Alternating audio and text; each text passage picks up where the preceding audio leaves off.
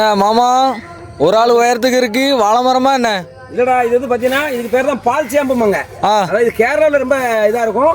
இந்த இலையை பத்தியா ஒரு 4 ஆள் சாப்பிடக்கூடிய அளவுக்கு இருக்கு. இந்த பால் சேம்பு எப்படின்னா நம்ம நாட்டு சேம்பு மாதிரி தான்.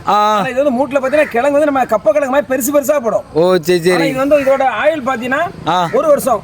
1 வருஷம். ஆமா உறுதியா 10 மாசத்துக்கு மேல வாழைக்கு ஈக்குவல். வாழை எப்படி வெட்டணுமோ அதே மாதிரி தான். இதாயிரும் ட்ரை ஆயிரும். கிழங்கு போட்டோம்னு வச்சுக்க விலை இருந்ததுன்னா சூப்பரா இருக்கும். கேரளாவில் அவிச்சு மீன் குழம்பு வச்சு சாப்பிடுவாங்க. கறிக்கு குழம்பு கூட்டு வைக்க நல்லா இருக்கும். நல்லா இருக்கும். இந்த கிழங்கு பாரு ஒரு மூடி எவ்வளவு பெருசா இருக்கு. ஆமா ஆமா இது வந்து கிட்டத்தட்ட விளைஞ்சிட்டு. ஓ சரி சரி. ஆமா அந்த பூ பூத்துருக்கா. ஆமா பூ பூத்துருக்கு. இந்த கிழங்கு வந்து விளைஞ்சாச்சு. இது வந்து என்னன்னா இந்த பன்னி ஏரியா பண்ணி இந்த ஒரு மாதிரி இது பார்த்தீங்கன்னா எல்லாம் புடிங்கி தின்றோம் அந்த கிழங்கு. ஓ சரி சரி. இது வந்து சூப்பரா இருக்கும் பால் சேம்பு. இந்த கிழங்குக்கு என்ன செய்வாங்கன்னா இந்த கிழங்கு கட்டை இருக்கும்ல அண்டி இருக்கும். ஆமாமா அண்டியை முளைக்க வச்சாலும் முளைச்சிரும். இல்ல இந்த கிழங்கு எடுத்து நம்ம வெட்டி போட்டு அதுக்கு மேல மண்ணு போட்டாலும் கண்ணு முளைச்சிரும். அந்த கண்ணை எடுத்து வச்சிடலாம்.